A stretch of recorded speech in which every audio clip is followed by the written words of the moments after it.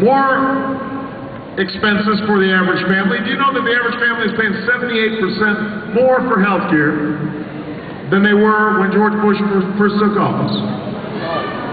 Why is that? Well, it helps when you hear that the drug and the insurance companies spent $1 billion over the last 10 years lobbying and making campaign contributions to prevent real reform from happening. So it should be no surprise that the laws coming out of Washington have been very good for the drug and the insurance companies. They're not so good for you. All right.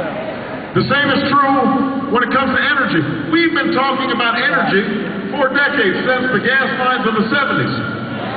And yet year after year, nothing changes. Why is that? Well, part of it has to do with the fact that Bush put Cheney in charge of energy policy. All right.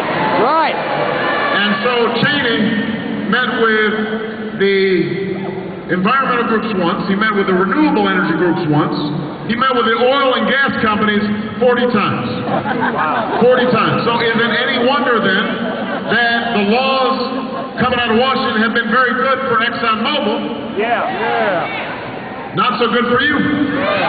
ExxonMobil made $11 billion last quarter. $11 billion the quarter before that. You're paying $3.80 at the pump, and in the meantime, the environment's getting worse because we keep on using more fossil fuels.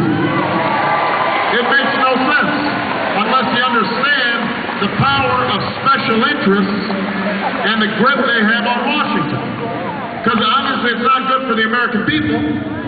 So who's it good for? It's good for those special interests.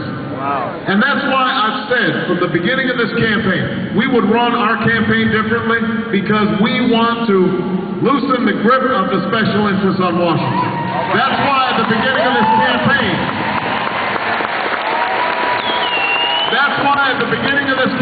I said I would not take PAC money, I would not take money from federal registered lobbyists.